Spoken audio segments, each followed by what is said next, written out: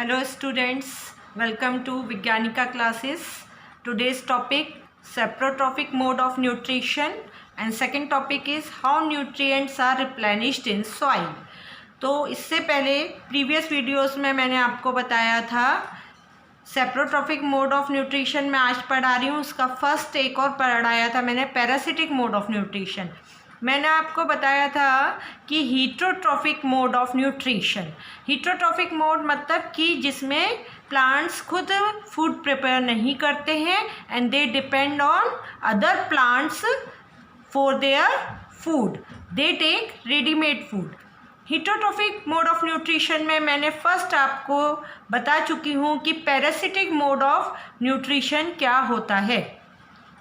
Parasitic mode of nutrition में plants or organisms they derive food from the living organisms by living on और in the body of host.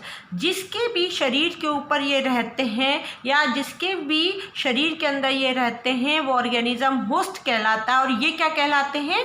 Parasites कहलाते हैं। तो जो parasites होते हैं they take readymade food from their host.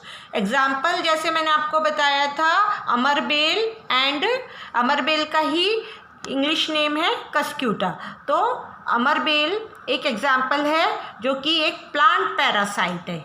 कौन सा है अमरबेल? Plant parasite. तो वो अपना न्यूट्रिशन ड्राइव करता है होस्ट प्लांट से। दूसरा ही पैरासिटिक मोड ऑफ न्यूट्रिशन में मैंने आपको बताया था insectivorous plants. The name indicates that they derive their nutrition from insects. तो इंसेक्टिवोरस प्लांट्स का मैंने एक आपको बताया था दे आर पार्शियल हीट्रोट्रॉफ्स। ये एक वर्ड आपको बताया था मैंने। पार्शियल हीट्रोट्रॉफ्स का मतलब ये होता है कि वो थोड़े से हीट्रोट्रॉफिक भी होते हैं। हीट्रोट्रॉफिक मतलब वो रेडीमेड फूड लेते हैं, थोड़े से होते हैं। पार्शियल मतलब आंशिक, प्लस वो ऑटोट्रॉफ्स भी होते हैं, वो खुद भी अपना खाना प्रिपेयर करते हैं। तो वो खुद भी अपना खाना प्रिपेयर कर रहे हैं प्लस वो साथ में इंसेक्ट्स से भी खाना ले रहे हैं। तो इसलिए हम उन्हें क्या कहते हैं? पार्शियल हीट्रोट्रॉफ्स कहते हैं, क्योंकि वो पूरी तरीके से खुद ही खाना नहीं बना रहे हैं, वो थोड़ा बहुत इंसेक्ट्स पे भी डिपेंड है अपने न्यूट्रिएंट्स के लिए। और मैंने आपको बताया था कि वो इंसेक्ट से कौन सा न्यूट्रिएंट्स लेते हैं? They take nitrogen from insects, they take nitrogen from insects. तो मैंने आपको ये वाली बात बताई थी कि वो पार्शियल हीट्रोट्रॉफ्स होते हैं। नेक्स्ट अब हम पढ़ेंगे saprotrophic mode of nutrition. Saprotrophic mode of nutrition में अगर डेफिनेशन आप देखें, इसकी डेफिनेशन देखें तो इसकी डेफिनेशन है they derive food from dead and decaying plants and animals और मैटर। इसका मतलब ये हुआ कि जब कोई भी पौधा या एनिमल मर जाता है, सड़ जाता है, ये उनके ऊपर थ्राइव करते हैं, रहते हैं और उनसे अपना खाना लेते रहते हैं। इसके बेस्ट एग्जांपल्स हैं fungi and moulds. Their best examples are fungi and moulds. तो हम अपनी इस चैप्टर में सिर्फ इनके दो एग्जाम्पल्स, ज़्यादा डिटेल में नहीं जाएंगे, सिर्फ दो एग्जाम्पल्स के बारे में पढ़ेंगे, what are fungi and what are moulds. Saprotrophic mode of nutrition.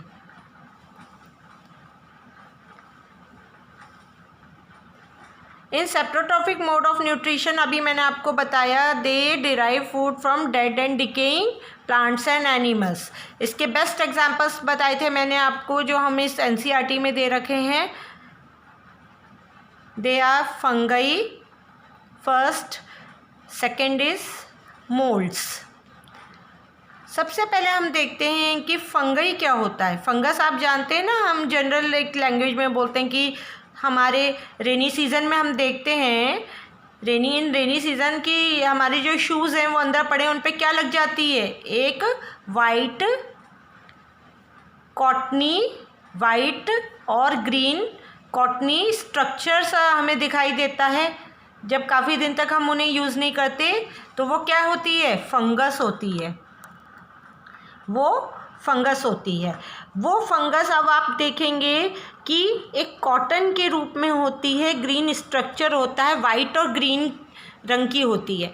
अब हम सोचते हैं कि ये क्वेश्चन आता है बच्चों के दिमाग में कई बार कि ये फंगस आ कहाँ से जाती है शूज़ पे, और ये शूज़ पे लगती है, क्यों लगती है, क्या इसे शूज़ पे लगने में मज़ा आता है, इसे वहाँ उस शूज़ पे रहने में मज़ा आता है, इसे क्या मिलता है उस शूज़ पे, ठीक है ना। वो और चीज़ों पे क्यों नहीं लग जाती, शूज़ पे लग जाती है कई बार, ठीक है। आपके गीले कपड़े पड़े हों, ठीक है ना, कहीं पर भी आपने काफ़ी दिन से गीले कपड़ा डाल दिया हो तो उस पर भी लग जाएगी, तो क्लोथ्स पे भी लग जाती है। आपके कोई भी बैग्स पड़े हैं, लेदर बैग्स वगैरह हैं, ये फंगस उस पर भी लग जाती है। तो ये फंगस आखिर होती क्या चीज़ है। सपोज़ मैंने एक यहाँ पर बैग बनाया है,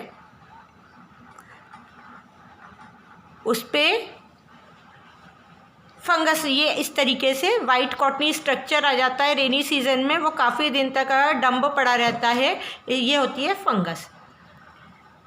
फंगस क्या करते हैं कि हमारे कहाँ से आती है, सबसे पहले हम ये देखते हैं, from where does it come from. Fungus आती है हवा से। हमारी सपोज़ मेरा यहाँ पर एक कोई बैग पड़ा हुआ है, ठीक है, तो यहाँ पर बैग है, यहाँ हवा में फंगल स्पोर्स होते हैं, छोटे छोटे क्या होते हैं, एयर में फंगल स्पोर्स होते हैं। जब भी इन स्पोर्स को फेवरेबल कंडीशन मिलती है, मतलब इनका मनपसंद वातावरण मिलता है, when they get favourable conditions, favourable conditions क्या होती हैं, मॉइस्ट एंड वार्म वेदर। तो रेनी सीजन में यही तो होता है कि ह्यूमिडिटी बहुत होती है ना, मॉइस्चर होता है, मॉइस्चर प्लस गर्माहट भी होती है, क्योंकि पूरी सर्दी तो आई नहीं होती है, थोड़ी गर्माहट भी होती है, तो वार्मथ मिलती है। तो इनको जब मॉइस्चर एंड वार्मथ मिलता है तो ये जो पोर्स होते हैं ये हवा में घूमते रहते हैं। जैसे ही इनको अपनी फेवरेबल कंडीशंस मिलती है, ये क्या करते हैं, उन ऑब्जेक्ट्स पे क्या हो जाते हैं, सेटल हो जाते हैं, जमा होना शुरू हो जाते हैं। अब ये यहाँ पर इस पे जमा होने शुरू हो गए, इतने माइन्यूट होते हैं कि हम अपनी आँखों से जब फर्स्ट ऑफ ऑल ये यहाँ पर आकर सेटल होते हैं तो हमें दिखाई नहीं देते कि इसके ऊपर फंगल पोर्स हैं, मगर धीरे धीरे वो क्या करते हैं, ग्रो करने लगते हैं, दे ग्रो करते हैं, और इस तरीके से वो ग्रो करते करते ऐसी कॉटनी स्ट्रक्चर इस पे फॉर्म कर लेते हैं। अगर इन्हें माइक्रोस्कोप के अंदर देखोगे तो जो फंगस होती है वो ऐसे पतले पतले थ्रेड्स होते हैं इस तरीके से, ठीक है।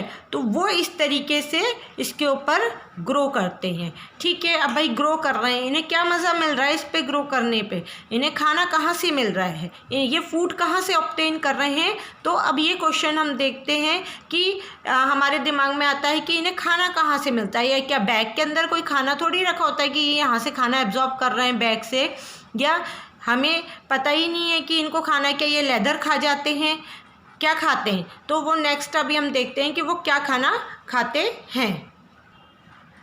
अब सपोज़ ये मेरा बैग है, इसके ऊपर फंगल पोर्स हैं, फंगल पोर्स ने क्या करा, ग्रो करना शुरू कर दिया, तो इन्होंने ऐसा वाइट कॉटन लाइक स्ट्रक्चर सा फॉर्म कर दिया। अब ये खाना कहाँ से लेते हैं, मोस्टली दे टेक फूड, और इनका फूड क्या होता है, द मोस्ट इम्पॉर्टेंट न्यूट्रिएंट्स इनका क्या होता है, they take nutrient called cellulose.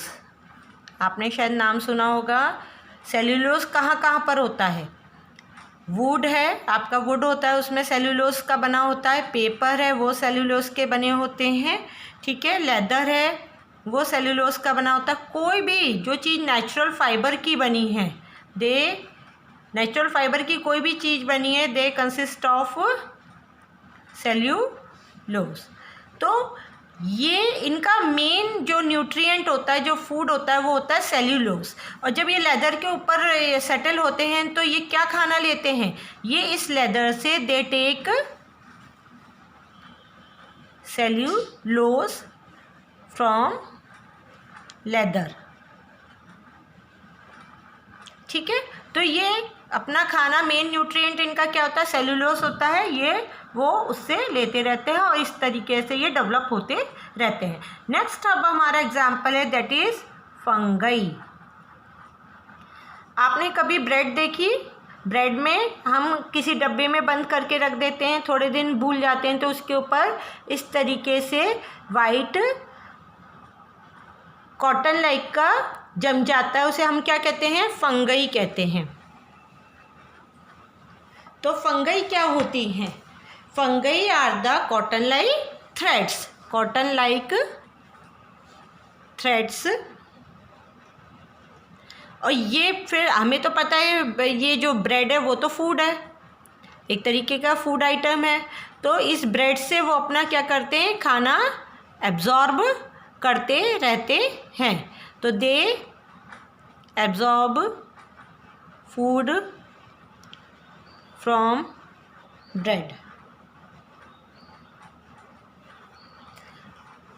इसके बाद यहाँ पर भी इनको कौन सी कंडीशंस चाहिए, कौन सी इनके लिए, फंगस के लिए फेवरेबल कंडीशन है, फंगई के लिए फेवरेबल कंडीशंस कौन सी होती हैं इनके लिए, again favourable conditions are moisture and warmth. तो ये किस पे जमा हो रहे हैं, डेड एंड डिकेइंग मैटर्स। ये जब सड़ रही है, जब सड़ने की कगार पे आ रही है, डिकेइंग मैटर। अब आप कहोगे कि डब्बे में कई बार तो बंद रहता है, तो डब्बे में कहाँ से इसके स्पोर्स आ गए या ये कैसे जमा हो गया। तो जब डब्बे में हम इस ब्रेड को डालते हैं तो उस डब्बे में इस ब्रेड के साथ हम किसको एयर भी तो पैक हो जाती है, उस एयर के अंदर जो स्पोर्स होते हैं वो इसके ऊपर डेवलप हो जाते हैं। डब्बे के अंदर वार्मथ होती है, मॉइस्चर होता है, तो ये ग्रो करते हैं। सेम ये हैं, ठीक है। नेक्स्ट इज नेक्स्ट हमारा जो एग्जाम्पल है इसका, फंगस का हमारा कंप्लीट हो गया। Next is moulds. आपने वो अम्ब्रेला शेप्ड के देखे होंगे ना, मशरूम की तरह इस तरीके से होते हैं। हम कई बार देखते हैं कि कोई लकड़ी का लॉग है, बाहर रेनी सीजन में पड़ा हुआ है, तो उसके ऊपर ये छोटे छोटे अम्ब्रेला शेप के स्ट्रक्चर्स डेवलप हो जाते हैं and these structure are moulds. Moulds भी एक तरीके की क्या है, फंगस ही है, जो कि रॉटन वुड्स पर इकट्ठी हो जाती है, ठीक है। और ये भी, इनका भी मेन फूड क्या होता है, they take cellulose as food from wood, क्योंकि मैंने आपको बताया था कि जो वुड होता है वो भी सेल्यूलोज का बना होता है। तो ये इस तरीके से अमरेज, सपोज़ ये यहाँ पर एक ट्री होती है, कई बार हम फॉरेस्ट में जाते हैं या थोड़ा सा ऐसी जगहों पर डैम्प एरिया है वहाँ जाते हैं, तो यहाँ पर इनके यहाँ पर आप देखेंगे छोटे छोटे ऐसे ये मोल्ड्स बने होते हैं। इस तरीके से ये इकट्ठे हो जाते हैं, क्योंकि इनको यहाँ पर जो बार्क है वो वुड होता है, वो डैम्प, वहाँ पानी पड़ता रहता है, डैम्पनेस मिलती है, वार्मथ मिलती है, तो यहाँ पर ये जमा हो जाते हैं और ये फूड लेते रहते हैं इसके बार्क से। तो इस तरीके से ये लकड़ी से क्या कर रहे हैं, अपना फूड ले रहे हैं। That is the important nutrient and called cellulose. Next is symbiotic relationship. Symbiotic relationship is another type of nutrition in which दो पार्टनर्स होते हैं, first partner and second partner, दोनों मिलजुल कर रहते हैं और एक दूसरे को क्या करते हैं, बेनिफिट करते हैं। तो it is called symbiotic relationship. Main examples हैं सिम्बायोटिक रिलेशनशिप के, algae plus fungi, they form a organism lichens, they form lichens. ये एल्गी है, ये फंगई है। एल्गी में क्या होता है, एक ग्रीन पिगमेंट होता है जो मैंने आपको बताया था, क्लोरोफिल। तो ये क्या करेगा, ये कैरी ओवर द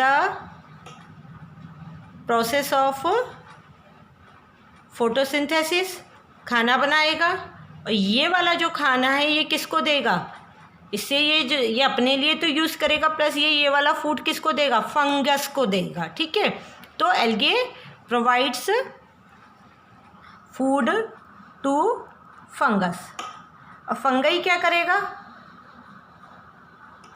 जो फंगई है वो क्या काम करेगा। एंड लाइकन्स, लाइकन क्या प्रोवाइड करेगा इसे, लाइकन इसे प्रोवाइड करेगा शेल्टर, वाटर एंड न्यूट्रिएंट्स। तो इस तरीके से इनका जो एक सिम्बायोटिक रिलेशनशिप होता है वो दोनों मिलकर क्या बना देते हैं, लाइकन्स बना देते हैं। अब आप देखिएगा कि एल्गी है, तो एल्गी ने क्या करा, एल्गी ने क्या दिया फंगई को, ये फंगई है, इसको क्या दिया, खाना दिया, क्योंकि ये ऑटोट्रॉफ था, इसने अपना खाना बना लिया था तो खुद भी खाया और फंगई को भी दिया। फंगस, उसने कहा अब फंगस को भी कुछ इंटर्न देना था इसे, क्योंकि ये तो सिम्बायोटिक रिलेशनशिप में, तो फंगस इसको क्या प्रोवाइड करता है, रहने के लिए घर, ताकि एल्गे उसमें रह सके। तो it provide shelter, water and minerals. This is symbiotic relationship. अब अगर इसकी डेफिनेशन देखें सिम्बायोटिक रिलेशनशिप की, तो क्या होगी, it is a relationship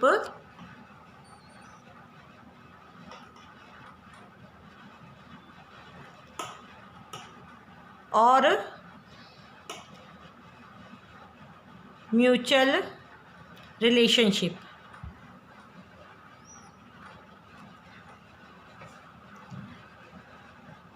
it is a relationship और म्यूचुअल रिलेशनशिप और ए एसोसिएशन, कुछ भी कह सकते हैं आप।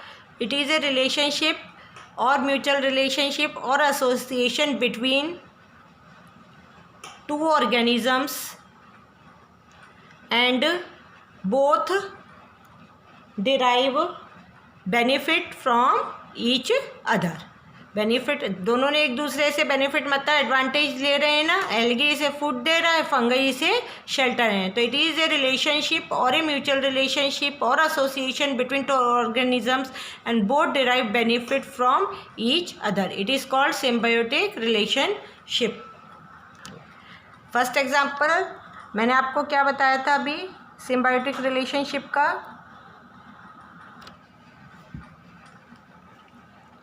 एल्गी एंड फंगई के बीच में। ठीक है, वो क्या बना रहा है, एक नया organism lichen. Second example is symbiotic relationship between plants and fungi. कुछ प्लांट्स ऐसे होते हैं, सपोज मैं आपको एक रफ डायग्राम ड्रॉ करती हूँ, ये प्लांट है, दिस इज सॉइल, ये उनके रूट्स हैं, ध्यान से देखिएगा। इस रूट्स में फंगस होती है, फंगई होते हैं, जो मैं ये थोड़ा सा बोल्ड कर रही हूँ, ऑल दीज आर फंगई।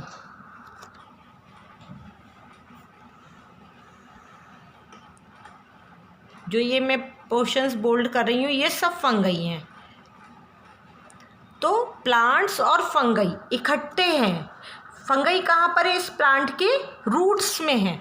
तो fungi is present in roots of plant and it help the plant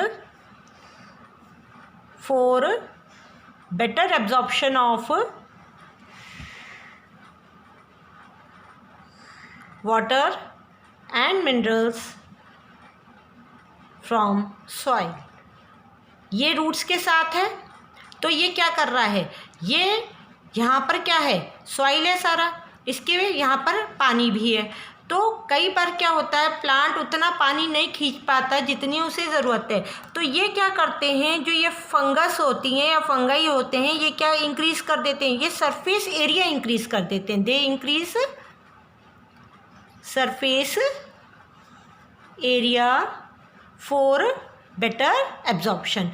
तो ये जब सरफेस एरिया ज़्यादा इंक्रीज़ हो जाएगा तो क्या होगा, बहुत सारा पानी रूट्स एब्जॉर्ब कर सकेंगे। तो ये इन्होंने इस फंगई की मदद से बहुत सारा क्या एब्जॉर्ब करा, वाटर एंड न्यूट्रिएंट्स एब्जॉर्ब करे। मगर बदले में इनको, क्योंकि ये तो सिम्बायोटिक रिलेशनशिप है, हम कह रहे हैं ना प्लांट्स और फंगई इन रूट्स, तो ये क्या है इनका सिम्बायोटिक रिलेशनशिप। तो ठीक है, फंगई ने तो उसकी ये हेल्प करी कि उसको पानी एब्जॉर्ब करने में मदद करा, मगर फंगई को क्या मिला, फंगस को यहाँ पर क्या मिल गया, जो इस प्लांट ने फूड तैयार करा था, क्योंकि प्लांट ऑटोट्रॉफ है, फंगस नहीं है।